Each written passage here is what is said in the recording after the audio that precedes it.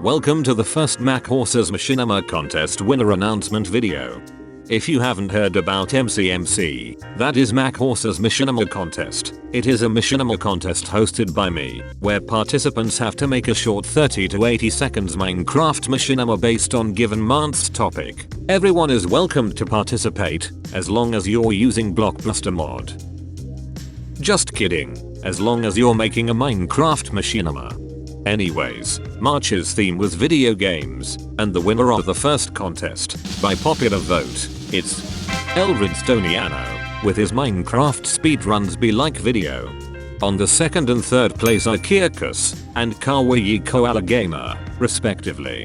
Congratulations, thanks to everyone else for participation. Now it's time to announce the topic of the second contest, and it is Pickup Line, where you have to make a machinima about picking up ladies, guys, objects. I don't know, I guess it's up to your interpretation. If you want to find out more about the contest, participation or current rules, hop on the contest's Discord server, the link in the description. Until May,